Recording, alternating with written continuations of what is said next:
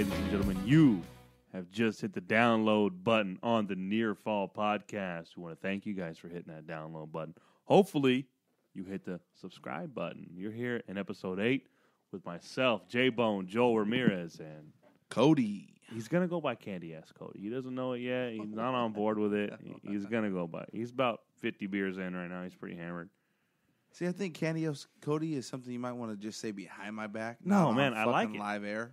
Live air. Right out to the airwaves. This is broadcasting through a 400-foot antenna on top of the building. We're coming to you guys tonight from the newly christened... Turn on your CVs. Turn on your CVs. Breaker, breaker. We're coming to you guys live tonight from the newly christened conference room at the joint headquarters of Higher Ground Solutions and Higher Grounds Property Management over here in Bakersfield, California. We're no longer recording the show in Oildale. We've since moved to an air-conditioned facility on account of us being 200 plus and not wanting to sit in a hot garage studio. So, just let me put in there, not Brock Lesnar 200 plus either. Yeah, more like Samoa Joe 200 plus. Yeah, there you go. The Dusty Rhodes. I got the Dusty Rhodes body. Yeah, yeah. It's hard times over here in hard Bakersfield. times with this body, Daddy. Yeah, so... You know, we're here. We got Randy Terrez coming up for you guys in a little bit. You know, we jawed with him for a bit. He's got a couple of good stories, a couple humorous, anecdotal type stories to lay down for you guys. So, got a little bit of insight into the Lucha Libre also about wrestlers preferring masks versus not when you're wrestling with a Hispanic background, why you choose the mask, why you don't. So I think that's going to be really informative, that story. The other two are quite a bit humorous. Yeah, one's about a limping midget with a lazy eye. But we don't want to get too much away because, you know, that's good. The mystery guest couldn't make it tonight. But, heck, you know what? We'll probably start having Randy on a regular basis, man. So yeah, you know, Randy's really great to chat with. He's a good friend of the show. Yeah, so good friend of the show. He'll definitely be back on. We'll probably try to bring him on at least once every 4 weeks. Yeah, I like that idea. So, I don't know. Cody, what do you want to talk about? We want to go over Raw a little bit? Anything cool you think happened? Or I think before we hit Raw, you obviously got to hit just a little bit of Money in the Bank. I just want to hit some like key points real quick. I don't know what the thought process was or whatnot, but I don't know what your thought process was picking Sheamus. Big mistake. Or not picking Sheamus. Having Sheamus win Money in the Bank. In my opinion, I just don't. I don't know. I don't get it either. He gets. I mean, granted, he's not going to try to cash in right away, but I feel when Seth Rollins won, he was in the limelight to go for the championship like within the month. Sheamus is still he's doing Kane's dirty work. He's fighting Randy Orton, or he's fighting Roman, or he's fighting Dean Ambrose.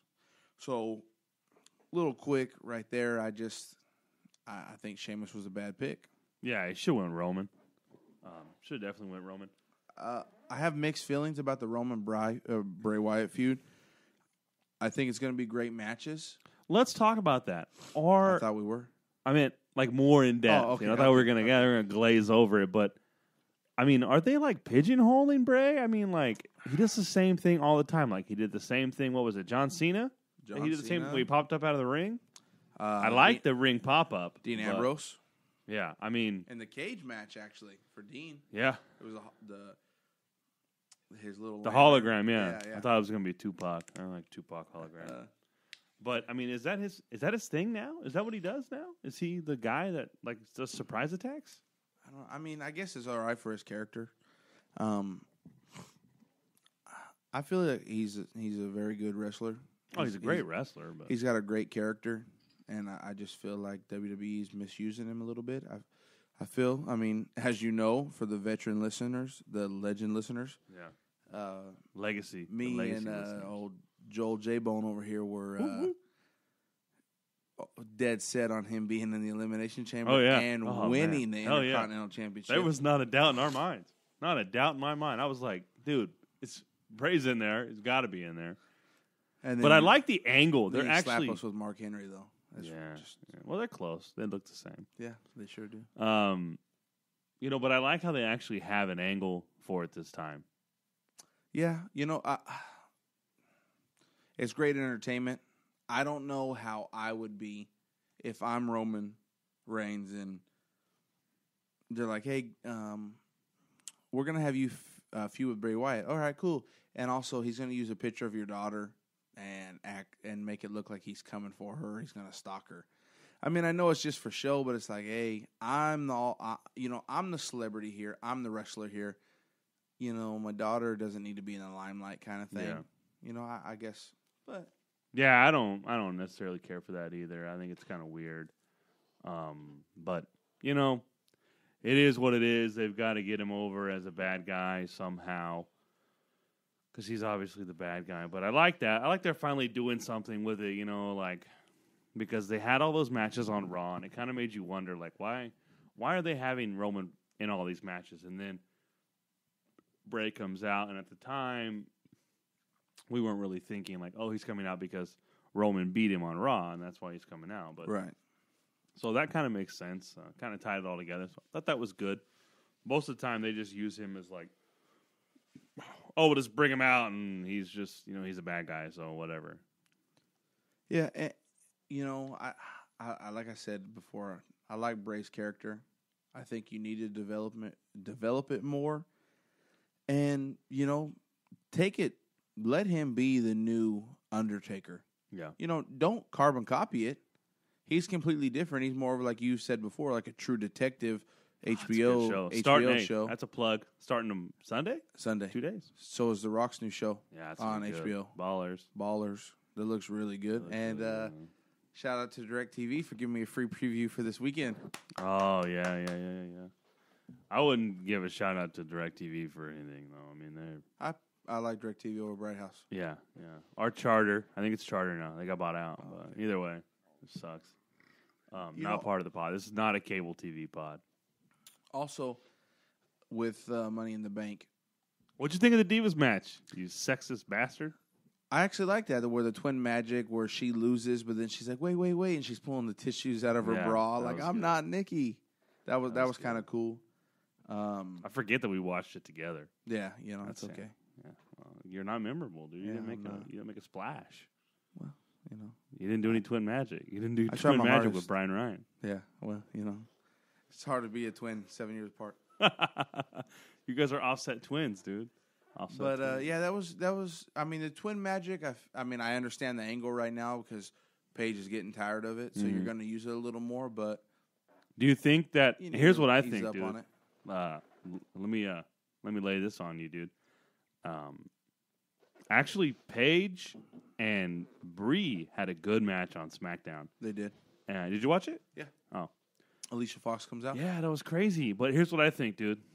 They're going to use this. Remember how they had that union meeting, and nobody cared. They were like, "Whatever, we don't care. We're not going to help you." When the Bellas walked up, they're going to use that maybe to bring somebody like Charlotte from NXT. Like, you know what? Nobody wants to help you. I'll come. I'll help you. That'd be cool. That'd be really cool.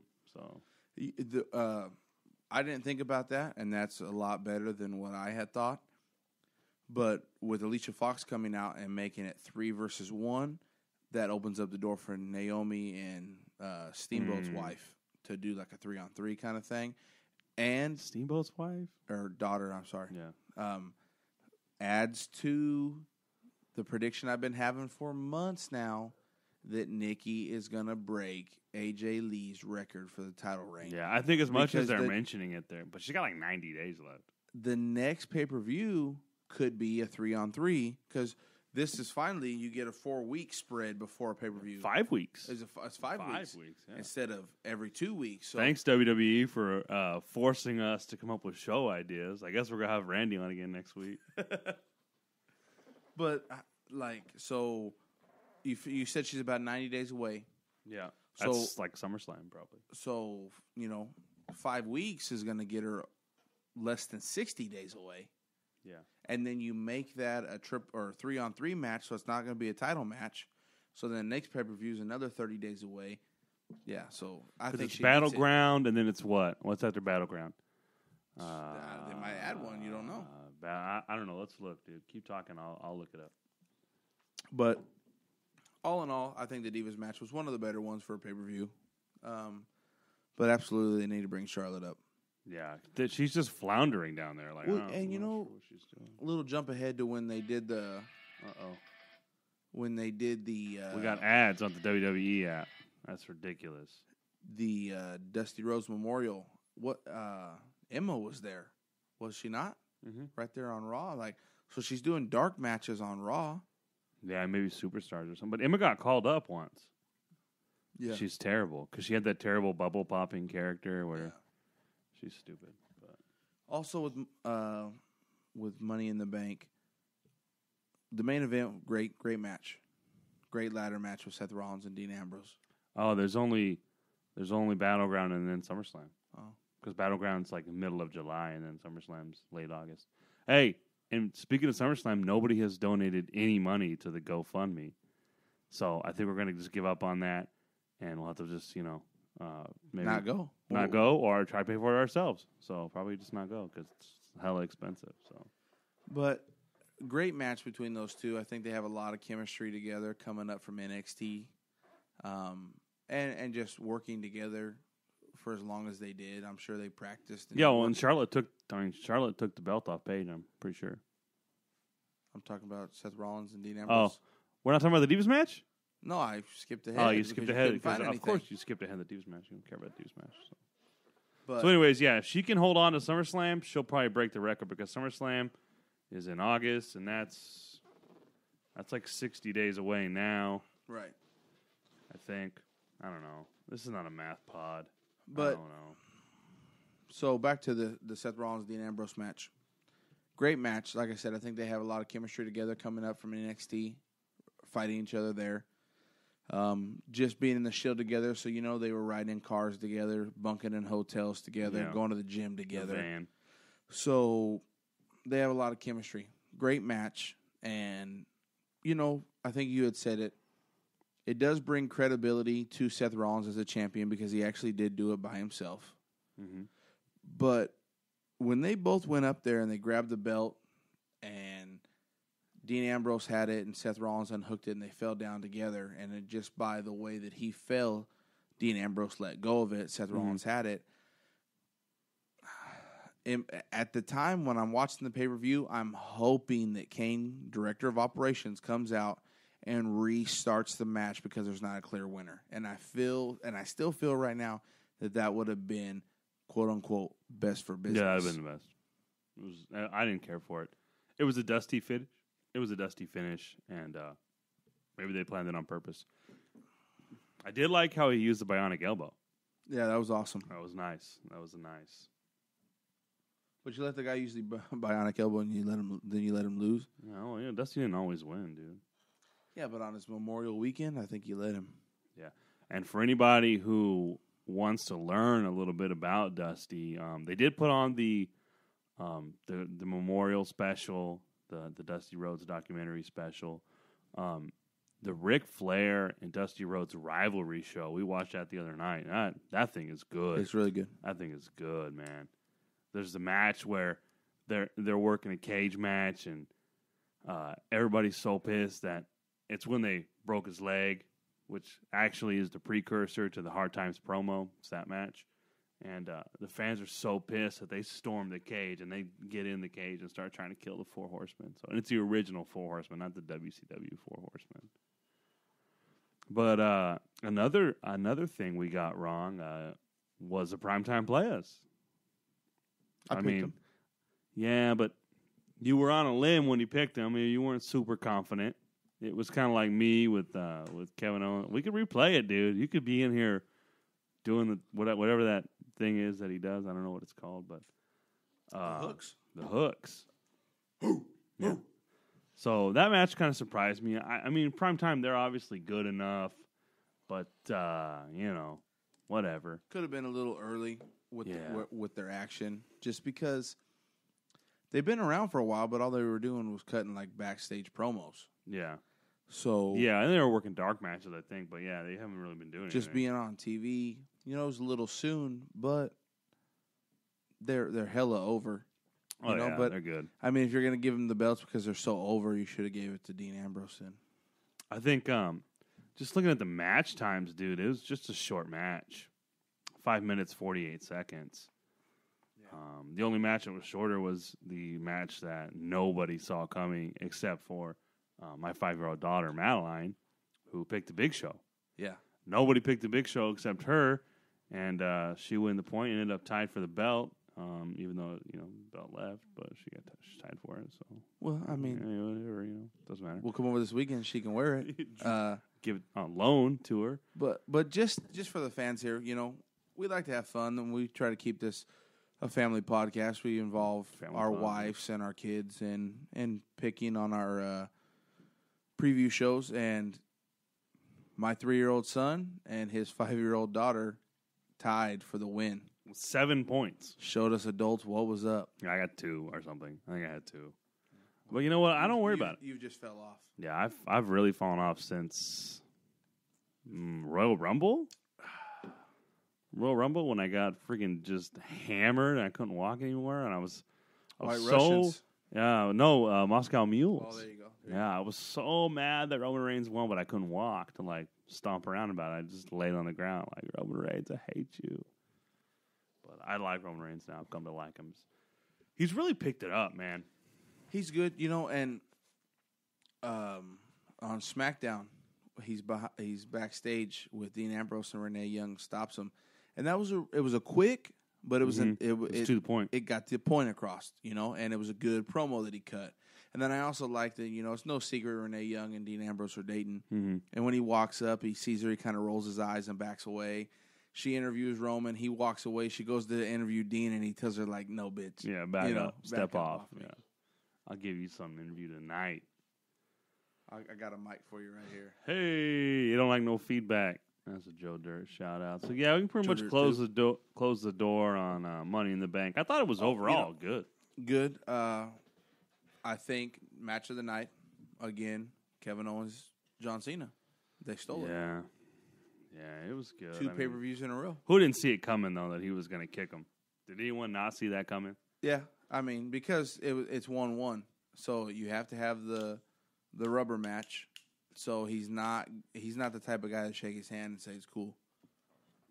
What did you think about him powerbombing that no-name rapper kid? Oh, Machine Gun Kelly? Yeah, I never heard of him before. I think he about killed him. He almost botched it. If you look, the kid's just so long. Yeah, he's lanky. That he almost botched it when he put him through.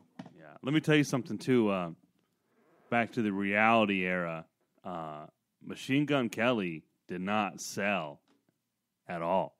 He gets on Twitter the next day totally acting like, oh, they didn't even hurt me. They didn't even faze me. You got to sell that powerbomb, dude. You got to be tweeting pics of you in a body cast, dude. You got to tweet pictures of you in the ambulance or at the hospital. Yeah, dead. Tweet a picture of your funeral. That's a call out, not a shout out to Machine Gun Kelly, man. You got to sell that move, dude. We're trying to get this guy over. Well, and then, that was a joke, by the way. Stephanie McMahon, she comes out, and she says he will be punished. And then it just seems like the punishment was him apologizing on Twitter. Yeah, that was stupid. That was dumb. I like how they're doing that, though. They're like trying to legitimize it by like, oh, we have suspensions and people get in trouble here and blah, blah, blah. But, whatever. Speaking of suspensions, apparently Brock Lesnar's is over. Yeah. You know what was funny is everybody knew, right? Everybody knew. But they posted this article on the website, WWE, right after, and it was like, the return that nobody saw coming. Like, who? I mean, Ray Charles saw that bad boy coming. Dude. Yeah. Oh, yeah. Through Stevie Wonder's eyes. Yeah. Were they both? They're both blind, right? Yeah. I got that right. Yeah. Okay. Yeah. All right. So yeah, that's pretty much it for WWE. One more question I got for you, dude. Ziggler. He pops up on your grinder. Are you swiping left or right? You're not gonna. I mean, I might kiss him just to see what Lana's lips taste like. You know what I mean?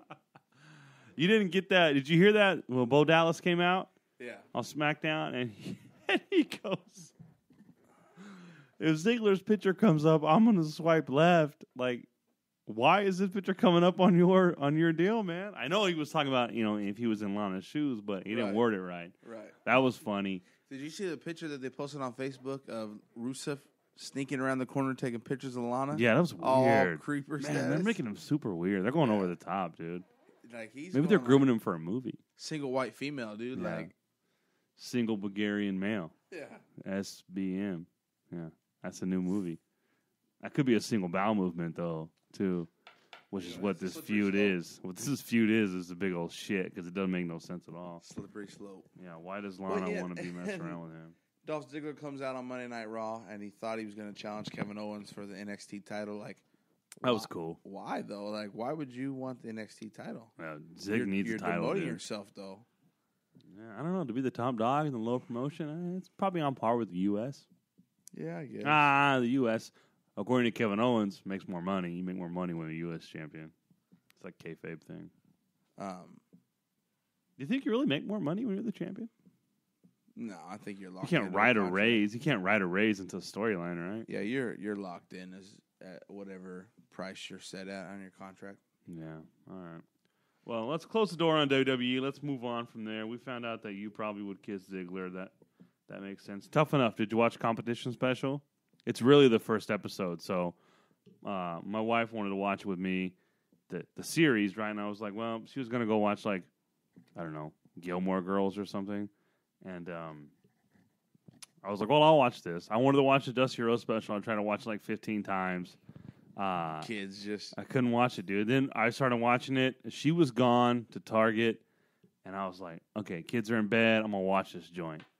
Knock on the door. My dad shows up, dude. Talking about chemtrails. Talking about, talking about holographic tanks in the sky. Satellites. Reversing cell phone towers to turn them into freaking speakers to accompany the hologram tanks that are going to be projected onto all the aluminum from the chemtrails. It's weird, though. Like, all right, kids are asleep. Wife's at Target. It used to be like porn. Yeah. And now it's like WWE Network. I'm going to watch this Dusty Rhodes special. So anyways, I get like a quarter of the way through it. My pop shows up. I end up watching it. I get 10 minutes from the end, dude, and I set my PlayStation controller down. And the buttons on the PlayStation controller, they're kind of like rounded at the bottom. I set it down, and it hit one of the buttons and fast forward all the way to the end. I said, you know what? I give up. I'm not watching it no more. But I watched Tough Enough special, and I watched part of it, and then I turned it off because we're going to watch it like a family thing. Right. And so this, I didn't realize this was like a first episode. I didn't either. I thought it was just like an insight. It is. It shows how they go from the top 40 to the people that are going to be on the show. Because it's going to be on USA, correct? Yeah. On Tuesdays? They take the top 40, and it shows them interviewing everybody. And they interview this whole boy, dude, and he's up there in the ring, and they're like, what do you know about the WWE? And he's like, I don't know. I don't really follow it. And they're like, what do you mean you don't really follow? What are you doing here? And he's like, I just, I think I can win the title from Ryback. And they're just like, what the fuck are you talking about? Yeah. And then there's this one dude, and he goes up there, he's like 5'7", maybe $180, and he goes, I'm the baddest motherfucker in here. And Billy Gunn goes, hey, dude, why don't you, like, watch your language, man? There's, like, ladies and stuff in here, and this is, like, a PG show. Like, you can't just be, like, dropping F-bombs in here and stuff. So it was pretty cool, but it shows how they get from the top 40 to the people that are going to be on this show, dude, and they're, like, really evaluating these people hard, dude, like EKGs and just, like, everything, man. Like, just spare no expense. A couple people got medically disqualified, which I thought was cool. That's what you got to do, though. I mean, you're going to invest so much money into them because you figure my employer to get hired on and go through all the training that you need to do the job that I do. Within the first 3 months, they invest like $17,000 per employee. Yeah, that's a lot, dude. So you don't want some guy who's gonna kick the bucket on you 4 months in and you spent $17,000, or somebody who's not really here for the right reasons. Yeah. As the guy that doesn't follow WWE. Yeah, he's gonna win the title from Ryback though. Yeah, you need to spend a little more now to gain in the long run. Yeah, for sure. So it looks pretty cool. I didn't watch it all. I'm gonna have to go back and rewatch it probably Monday after Raw. I'm not sure, but so. Anyways, one thing I want to talk about. You probably didn't watch it, because I don't think you have that channel anymore. But I actually called DirecTV on that too. What'd they say? They said they didn't know why it was cutting in and out, but I shouldn't have it. So when I do have it, it's like a luxury. I think that's why you can watch them online. Yeah. I would look into that. There's got to be some way because I heard something on another podcast that somebody was watching them online. But they had an Iron Man match, dude. 60-minute time limit draw, dude. Johnny Mundo and Prince Puma, and it was bad, dude. For you guys that don't know, me and Joel here, we actually talk quite a bit on a regular basis outside of the podcast, and we don't just show up and do this. I've been asking for an Iron Man match for quite some time from WWE, so and they played it up too. I'm really intrigued. I might have to go back and watch that. The thing is weird to me though, and I was asking my wife as we were watching it, is how do they keep the commentary relevant? Because the shows are pre-recorded well in advance. Like Ultima Lucha, which is like their finale, right? It was recorded a couple months ago. Well, so that means this episode was recorded like 3 months ago. They must dub over. I'd like to know how you have an Iron Man match, a 60-minute match, when your show's only 60 minutes. It was the only match. It was the only match. It was one match. And it was bad, dude. It was bad. So it starts off. You got to have confidence in Johnny Mundo and Prince Puma. They're like, hey, this week's episode, we're entrusting you two to get us over. Yeah, it's Don't crazy. fuck it up. Don't fuck it up. So it starts off pretty even. Puma gets one. Mundo gets one. And then they're tied up 1-1. They spill outside of the ring. Mundo hits him with a crowbar in the head, and then he gets 3 more. He's up 4-1. And so they're playing around outside of the ring, and Mundo sets up these tables. And the way it is, it's like, lights went off in the hallway. It's like stadium seating, right? And then there's like a little office building, and you can get on top of there, and you can jump back in. That's where that guy did that drop kick from. There's a stage. And so they're fighting. He sets up these tables, and he's just kind of kicking it, dude, because they're like halfway through the match, and he's up by 3 pins, and so he sets up 2 tables. So, but he hit him with a crowbar, pinned him, got off him, pinned him, he did some moves and stuff. Yeah, it wasn't like chicken shit like that, but he hit some moves, and But anyways, so long story short, dude, they end up there with the band. They're fighting. Puma hits him with the guitar, throws him through the tables, and then Alberto El Patron comes out and helps him win the match. But it was a good match. It was a quality match. But I think with that, we'll roll into the interview with Randy. We pretty much beat all the current topics to death here. So real quick, I didn't see the episode, but I saw it on Facebook. It's got to be new because Kurt Angle just got the belt at TNA. But the EC3, that's what he goes by, correct? Mm-hmm. Yeah. He comes out and cuts a really good promo, in my opinion. He cuts it about how Angles beat Texas Rattlesnakes and Heartbreak Kids and Submission Masters and Cerebral Assassins and Dead Men. Like, he's not naming, but he's naming. And it was a really good promo. And Kurt Angle's just standing there listening to him. And as I look at Kurt Angle, because I didn't always like his gimmicks. He looks leathery. The whining and all that, but he was a phenomenal athlete. But I'm looking at him, dude, and he's just tan-bedded out of the game. Yeah. Like, you got to lay off. Dude, he posted a picture with his family, and I was like, who's his brother with Angle's family, dude? Dude, he's yoked to the max. Yeah, looks like me. His neck looks weird, though. It's like it does. No, he ain't right. His skull all the way to his back, it stays the same shape.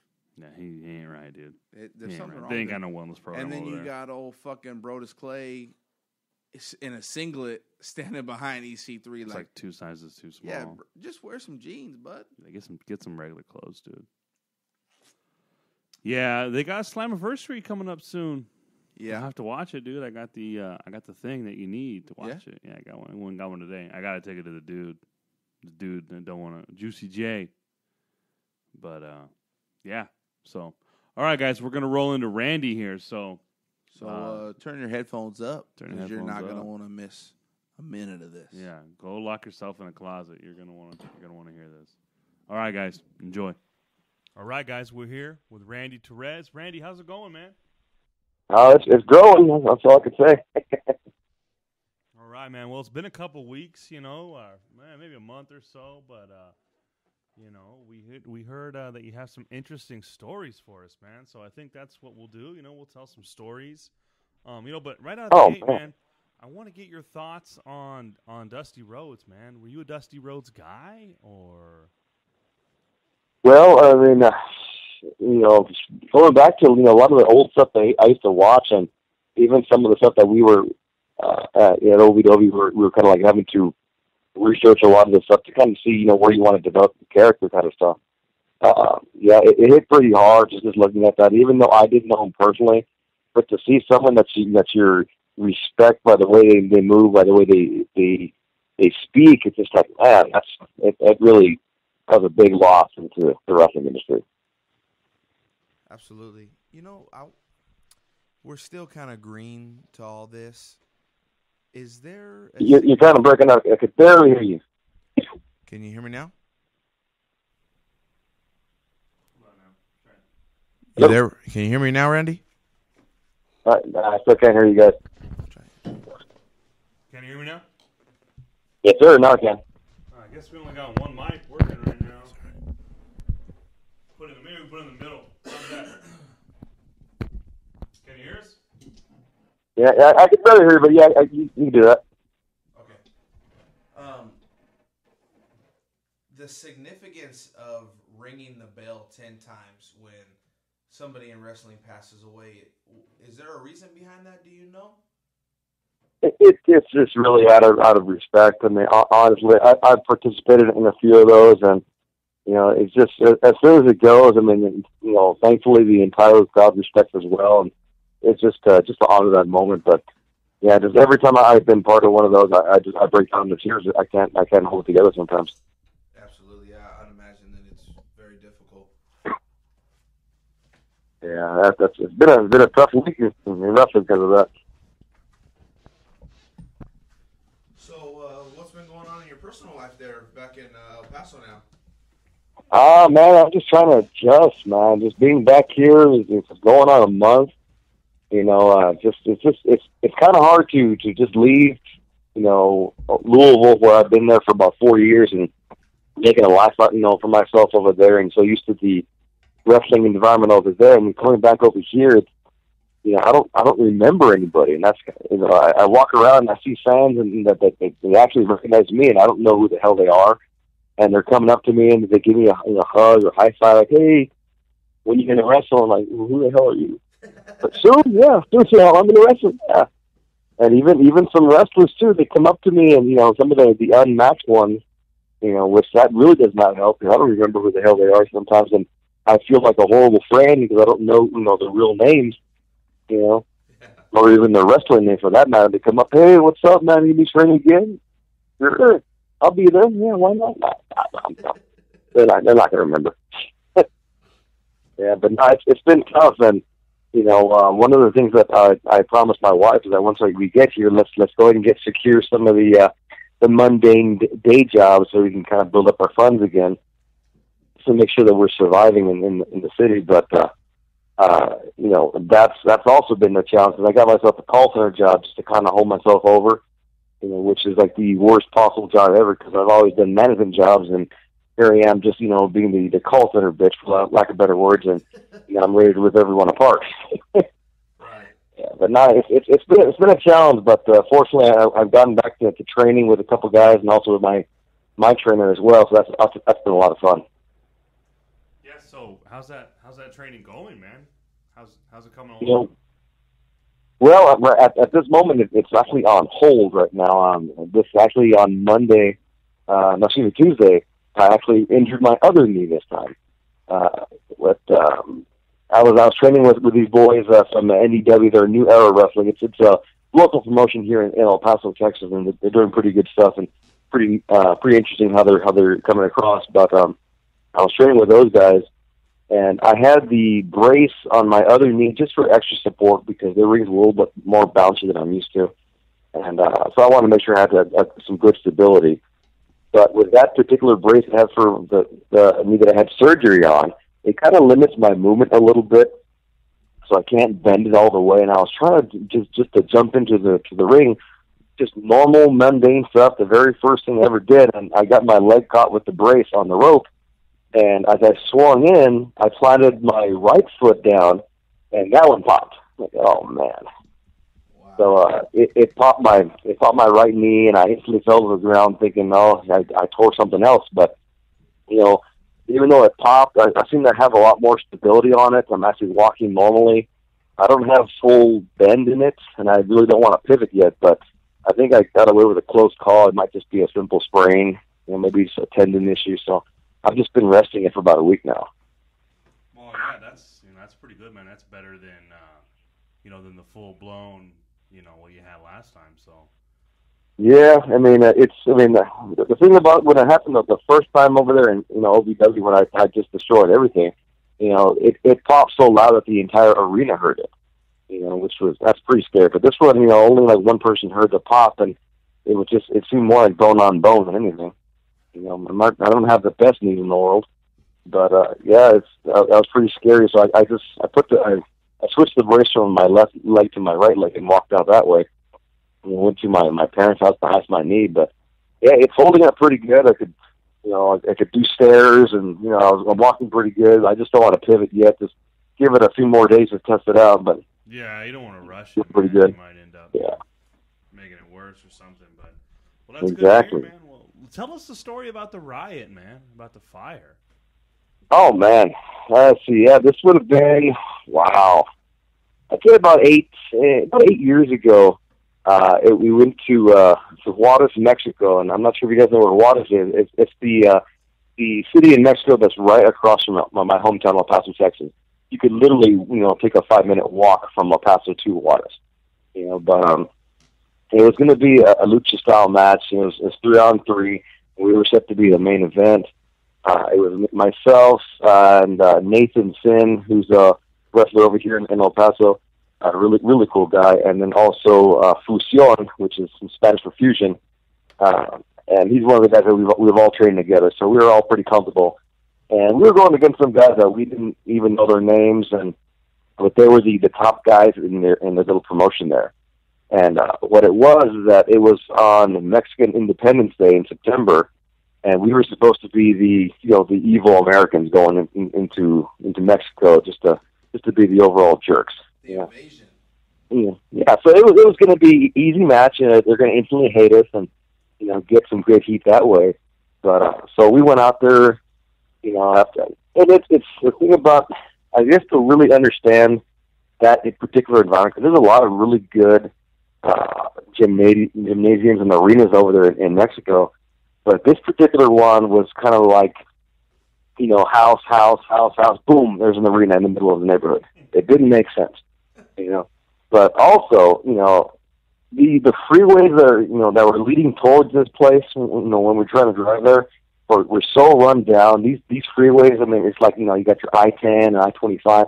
This particular one had potholes every 5 feet. You had to drive about 15 miles an hour and have to kind of wiggle your way, so you can't drive fast on the freeway.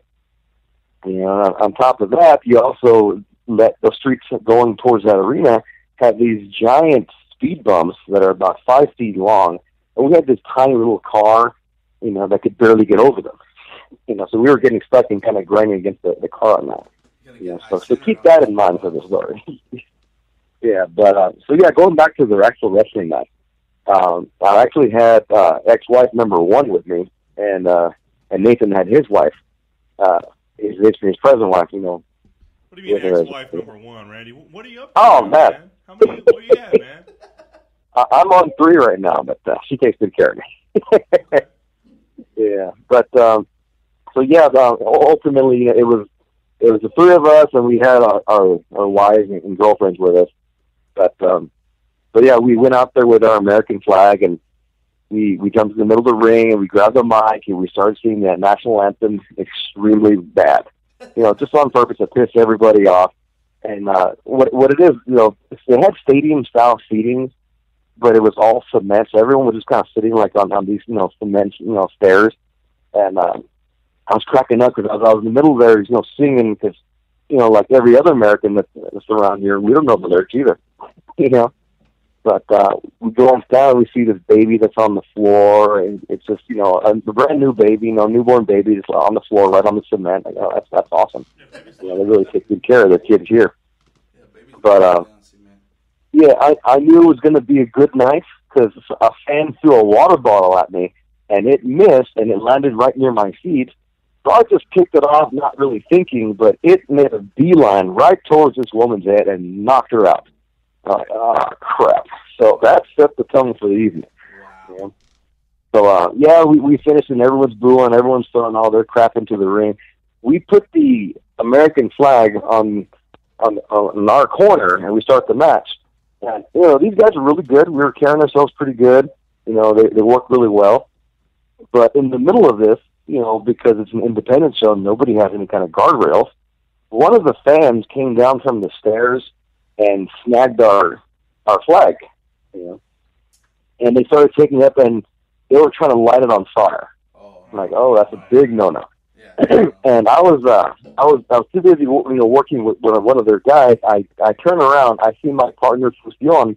He jumped down and chased this fan all the way into the audience, and they were kind of playing a tug of war with the flag. Eventually, got to the point where he, gave him a solid punch. The guy, fell back, and he hit. I guess he stepped on a kid somewhere in there, and they kept on kind of going back and forth a little bit until eventually my partner choke slams this guy from like 10 feet high onto the ground and hit another kid on the way down. So it was bad. Yeah. So immediately, me and Nathan jumped down, and we were going to go and try to separate everything. By then, all the fans were coming out there to try to pick fights. And I take a glance at, my ex-wife. She's in the audience. She's in a panic because everyone's looking at them now because they all saw them come with it. Right. So they were terrified. But so we finally was able to pull my partner away. We were able to continue the match. And after we won, we're standing there looking all tall and stupid. And we glance at the curtain where we came out, and we see all the wrestlers are waving at us like to hurry the hell up. All right, hey guys, let's go. So yeah, we go to the back and say, hey, you guys need to get the hell out of here because they're circling around the arena with guns. Like, crap, so maybe we pissed off the cartel. Damn. And I'm not sure enough. There was 10 of these guys, and of course they consist of a little neighborhood. They all went to their houses that are right next door, and they got all their pistols. So they were having us lay down in the back and just said, don't move, don't tell anybody. We're going to bring her on a car.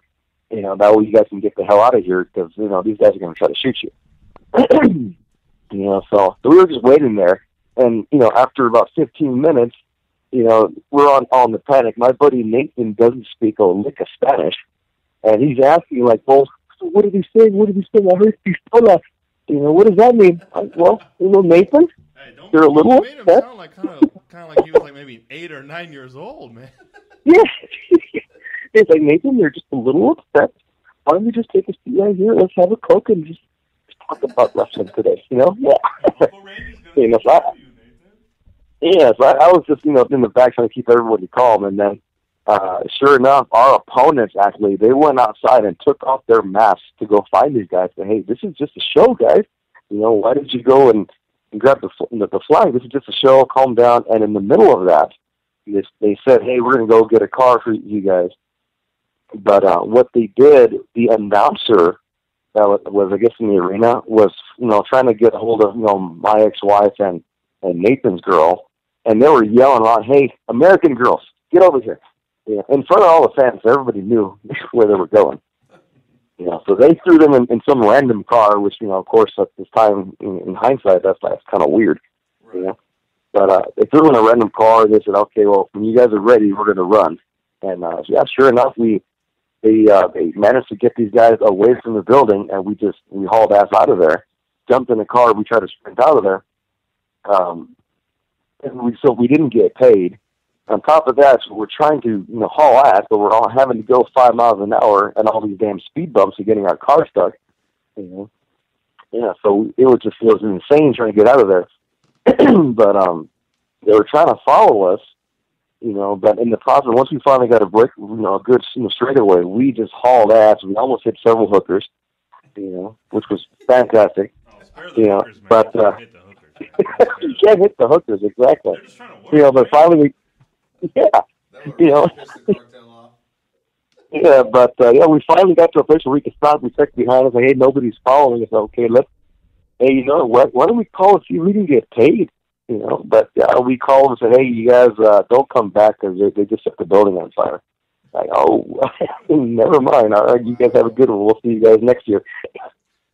Yeah, so man, did not get paid. You know, yeah, but oh man, that was sure enough. More than you would have got paid. That's a good story, man. Exactly, but what I gathered, I think they only got one wall burnt, and I think they were able to kind of salvage the building.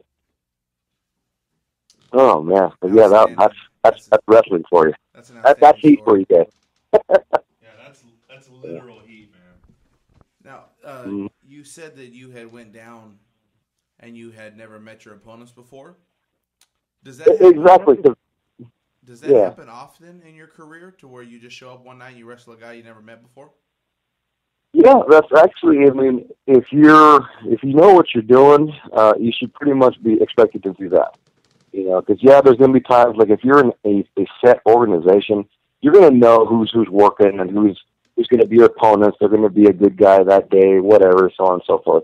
You know, but a lot of times as an independent wrestler, you're going to go to these places and you don't know who the hell they are, and you don't know their experience. You don't know if they're going to be able to protect you. You have to kind of go there and think that you're not going to be doing these Ring of Honor style matches where you're going to be, doing 19 dives onto this guy that you don't know is going to catch you. You know, so you have to be extremely cautious and just kind of gauge it. And as you're going with it, okay, well, I'm gonna turn it up a little bit. Hopefully, he doesn't hurt me. You know. Now, but when you show up in a situation like that, do you get to, go out a couple hours before the show and work through some stuff, or it's just go right to the main event? With me personally, I like to just do it on the fly. You know, it creates a lot more realism that way. I mean, I know there's some people out there who like to do things like that, but me personally, it's more so a test for me to go out there, and if I can carry, something like a really good match without having to, pre-call all the stuff like that, then, it definitely increases my experience that way. Absolutely. So, yeah, man. So what's next for you, man? You still thinking Japan, or what are you thinking? I'm still thinking Japan. Right now, I actually also returned to training with my trainer, Hurricane Hector. He's the one that I started training with, and it's been a blast going back there to training with these guys. And he's got this new class of people there, and all of them they're great. He's got 2 girls that are working there pretty solid, and then a lot of the guys are they're about they range from anywhere between 8 months to 3 years of experience, and it's just fun getting back into that. And then actually yesterday, Hector wasn't able to make it to practice, so I took the initiative and actually ran practice for him and just showing them something different, which is actually, it felt really good for me to actually show them something different and have them learn. And even guys who've been in the business for about 15 years were there and they learned something new. It made me feel pretty good that, hey, I could still offer something different. Yeah, that's cool, man. That's another avenue for you, that you could potentially explore. Exactly, and that's ultimately that's really is part of the goal, because like my trainer, Hector has always told me, like, you have to eventually know when to hang up the boots. You definitely don't want to be that 80-year-old guy still trying to be in a show. Hey, look at me. Do you remember me? Kind of thing. You talking about once they. Are you talking about Ric Flair, man? I did not name drop anybody, but if you can still move, then do it. But ultimately, once I get where I feel like I'm established to where people know who the hell I am, not just on a local market, then I really definitely want to go into teaching and, eventually maybe help get a road agent job for WWE. That'd be awesome, or even a trainer. That'd be awesome. Yeah, that'd be great. Now, I had a question for you before because there's one more story I'd like to hear from you that you had kind of hinted to on Facebook. But all right, you have a heavy lucha background. Yeah. Is it to each their own if you want to wear a mask or not, wrestling lucha like that? It really, I mean, whenever you start traveling around, I mean, over here in the local market with these guys, they really honor their masks, and I respect that too because it's all part of tradition. And then you start traveling like throughout Texas and start getting away from the lucha libre stuff. But you have these guys who put on a mask anyway and call themselves a luchador. It kind of almost irks me a little bit because it's not. To me, it's lucha libre is not a mask. Lucha libre is tradition. Lucha libre is almost like in your blood. It's something that you should be proud of. It's almost a pride thing for me. So whether you wear a mask or not, it's all about the way you carry yourself, about the way you train, about the way you live your life, it's about the way you treat others. It's all part of the lucha libre style. So whether you have a mask or not, it just depends on how you want to represent yourself, really. Yeah, I mean, lots of guys wore masks. Danny Davis, he wore a mask a lot of his career. Exactly. Man. I heard a story one time, and I don't know, what your relationship is like with Danny still, but he said he wore the mask because back in the day, before the curtain was kind of lifted, people would get mad at the heels. Oh yeah, and they would see him in the street and like try to fight him. So yeah, he said exactly. when he started wearing the mask, it really helped him because he can go to the Waffle House and not get recognized. Exactly, and that's one of the things that a lot of these guys do, that I get so pissed off because I'm on Facebook and I see some of these guys who are masked wrestlers who have a masked wrestling profile and they're taking pictures without their mask. Like, well, what the hell's the point?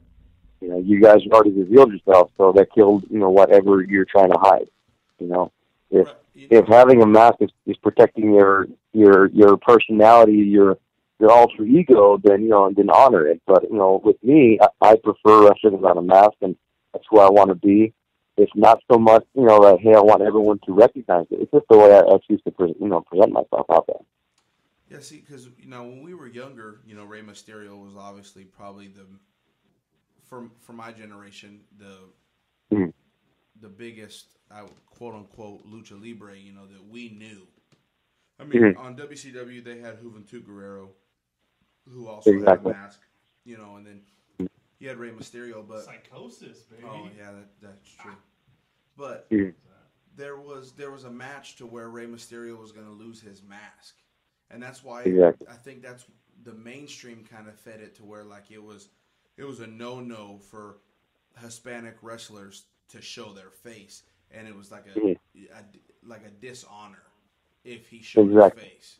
And so I think that's that's kind of where my question was coming from. Was it like kind of a mandatory or frowned upon? Because like I've taken classes in Brazilian Jiu-Jitsu, and most of the main guys, the trainers, they prefer a gi. Well, I'd like to just show up in a shirt and basketball shorts. And the trainers don't really like that too much. So I didn't know if maybe Lucha Libres kind of forced the mask, and it's your decision if you want it or not. It's definitely not forced. A lot of the trainers might hint at, hey, this is a good avenue to go. But it's definitely not something that that they would force you to do. A lot of these wrestlers, they'll go out there and they're really what they're doing. They're perpetuating, a person. They're making themselves. We make ourselves superheroes, and by able to keep the mask on, and even if one wrestler passes on, they pass on the mask. That wrestler has never died because the mask is still present. So that's why it's you're Superman that way. But if you're doing everything correctly, even whether you have a mask or not, for example, you got your Hulk Hogan, you got Dwayne the Rock Johnson. They do what they do so well, where they could be recognized, on any level, even away from wrestling. People know who the Rock is. People know who Ric Flair is, and even now with Dusty Rhodes, some of the people who did not follow wrestling know who he is. Like, oh wow, he just passed away. They're legends, and they're going to be immortalized by what they've done, and not because they had a mask. Right. That's good. Yeah, I never knew that. I was on board with Cody here. I thought it was more of a, kind of like, hey, just everyone wears a mask, so that's cool. Kind of telling us the background on that. So, hey, man, we want to get to the meat here. The story about, what is it, a one-eyed midget or something? Yeah, she had a limp and one arm, or don't tell me that was wife number 2. No, that was not wife number 2, but she's probably dead set to become one. But you know how it is. Whenever you talk to a wrestler, I mean, every time you tell the story, that the boobs get bigger. But it was me and Super Chaos, and he's based out of Albuquerque, and Dylan Stone, also from Albuquerque, and we went out to go wrestle. I want to say it's in Odessa, and honestly, I forgot the name of the promotion there. I think it changes like several different times, and every time they get new management. But after the match, and it was an okay match, and it was really kind of, nobody really cared about the match. We just did our thing and we left, and we ended up at a Chili's. And as we're sitting there in the Chili's, I'm looking across the table, and I see Chaos right there. He's exhausted.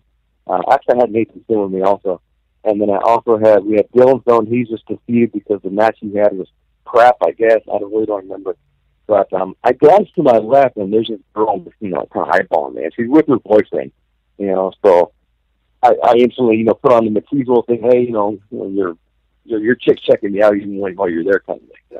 And I was young and stupid, So yeah, I'm looking at her, and I'm telling Dylan and Kaz, hey, look at this, look at the tits on this one, And they glance back, and I go, which one are you talking about? And I get a better look at her. The only thing I see, I just see boobs, And then I glance up, and I see her face, and I go, she's got the lazy eye. No, she's not even looking at me. Well, she's not even looking at me. She has one eye to her date, the other eye's looking, somewhere else. Like, well, I said, I think that's that one that's looking at me, but she may be looking at you, Dylan, or you, Chaos. I'm not really sure, But look at the boobs on that. And then they keep looking back to see these monsters, And as they look back, like, you mean the one with the one arm? Like, what are you talking about? And I glance down there, and she has this nub, and she's shaking this nub, and she's pointing at me with the nub. Because now I'm staring at her boobs, And she's just looking at me, and she's pointing the nub at me with this lazy eye, like, okay, for sure, now she's looking at me, But obviously, now the boyfriend, is recognizing that I'm there, and I'm flirting back, I'm just looking at hoo-hoos. So he's starting to get upset. He's starting to tell his date, hey, let's get the hell out of here, kind of thing. So they're asking for the check, and I'm still joking around back and forth with Nathan, and they say, hey, well, do you think I should get her number? Because, look at the size of those things, I keep glancing back and forth, and every time I glance back, we just get worse and worse, Because now you can see that she looks like she's got a twitch, I'm like, well, she has Tourette syndrome too? Like, what's wrong with this woman? I want to see the rest of her now, It's like, oh, man, she's just like, and I keep joking back, like, well, you know what? She still has potential. I can still go, because ultimately she still has big knockers, and I love them, Well, so, get you a couple of Presidente margaritas from Chili's, man. And, who knows? Yeah, and then finally, they get pissed. The boyfriend gets pissed off, and they start walking her out, and she ends up, she starts limping around. Like, oh man, now she's got a limp. She's got a, a nub pointed at me. She's got a lazy eye. She got a stutter. She might have, Tourette syndrome. But she definitely has some nice hoo-hoos. Oh. And I say, you know what? I can still work with that. It's okay. Yeah, but no, so it's like every wrestling story, the boobs get bigger and then the girl gets worse. Yeah, it's like a fishing story, right? Exactly. So what do you got planned for Father's Day, man? Got any big plans? Father's Day? Honestly, I went to see Jurassic World already, and my parents didn't get to see it, so I might go take my dad to go see it. Because that movie was awesome. Yeah, it was a good movie, man. It reminded me of the first one I saw a few days ago. Mm-hmm. It was pretty good. Oh yeah, that was great. So you gonna get any training in this weekend, or? Not this weekend. I'm still gonna be icing the knee to make sure I got full mobility. And then next week, I'm probably not gonna be able to make it to train till like Wednesday or Thursday, and then just take it from there. Yeah. You don't want to, blow both your knees out, dude. Then you'll be the guy at Chili's walking around with a limp and stuff, man. You don't want to be that guy. but I would have great tips, though. Well, all right, Randy, you got any final thoughts, man? Any parting words?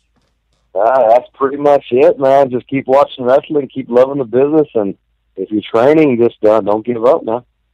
All right, man. Well, hey, dude, good talking to you as always. Anytime you're ready to come back on, dude, we'll be more than happy to have you. Yeah, we can make this. Sounds good, man. We'll catch up with you guys soon. The monthly Randy Terrez episode, man. I like it. Hey, there you go, man. Sounds good. All right, dude. Well, have a good rest of your night, man. We'll talk to you soon. All right, we'll talk to you guys soon. Bye-bye. Later, man. Well, there you have it, ladies and gentlemen. Randy Terrez for the second time on the Near Fall podcast. Like we said before, we're probably going to have him on about once every 4 weeks we really want to track his progress to see how getting to Japan is, how he's healing, how training's going. He mentioned that he wants to be a teacher eventually, an instructor in the Lucha Libre. So we just want to keep our finger on the pulse of Randy Terrez's career. Yeah, we're like, he's the first. You never forget your first. Oh, absolutely. Right? I just feel like nobody else wants to give us the time of day, and Randy did. Yeah. So, we did get an email back from Vader. He must have been drunk or something. When it was like 2 days before his birthday. When we shoot up the charts on iTunes and we're the #1 wrestling podcast, we're not going to forget. Suck it, yeah. We're not going to forget Randy. Yeah, we're not going to forget you, Randy. You'll be in our hearts forever, Randy. You'll be on our podcast forever, Randy. Forever, dude. We might rename it if we have to. Oh, dude. Terramex fucking podcast. Terramex pod. So that's it, man. Next week we'll come back. Not sure what we'll talk about. Who knows? Yeah, WWE kind of fucked us. They put in a bunch of pay-per-views, and now all of a sudden there's another pay-per-view 5 weeks later. So yeah, we got to come up with show ideas now. Obviously, we'll be covering your local shows. A little bit of your TNA, a little bit of Lucha. Definitely WWE heavy as always. Yeah. We said we weren't going to be in the beginning, but hell, dude, it's the best product. And Ring of Honor is good, but the problem with Ring of Honor is, and I heard this on another podcast, New Age Insiders, but or maybe it was the Neighborhood, which is like a spinoff of the New Age Insiders. I didn't really care for it. It was like if you started a podcast to pump this podcast, right? And I published it under the Nearfall podcast. And so everybody that got the Nearfall podcast also got your podcast, and your podcast was like a pump session for my podcast, or our podcast. So either way, made a good point, though, about Ring of Honor, is they made the transition from like syndicated, late at night on, whatever channel to like an actual channel, a real deal, primetime deal. But they never took the time to introduce their characters. So you don't know who anybody is. Yeah, everybody knows who Jay Lethal is. Right. But you don't know who Cheeseburger is. That was one of his points.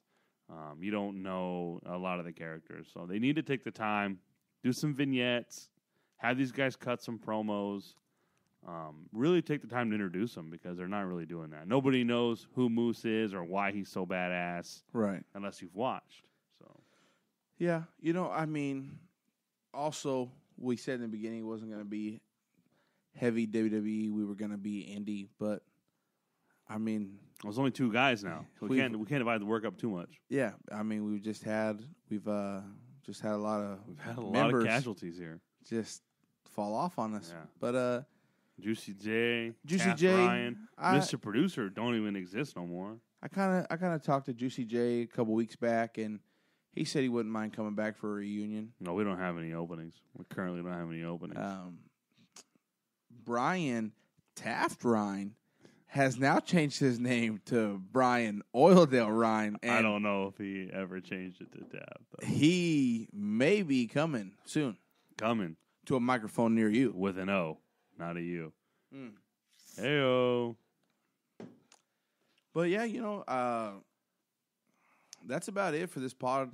Yeah, we could put a bow on this one, baby. We're going to be coming at you next week. And the week after that, and the week after that, we're going to be here in your ear. So you might as well hit the subscribe button. Yeah, you might as well. Give us a favor. Hey, if you like wrestling, if you like wrestling, you'll like us.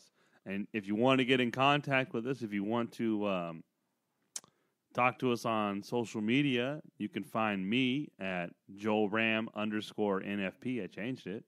You could change it. I didn't know you could change it. I changed it. Yeah, you could change it. I changed mine because I like this one better. Find me on there. You can tweet me stuff. I'll probably, demolish you, make fun of you. But no. He has kind words. I do have kind words. But Cody, lay your handle down on these people. My Twitter handle is HANLY 2006. That's Hanley 2006. He's probably gonna change it to something cool. So hit us up on there. Also, Nearfall Pod on Twitter.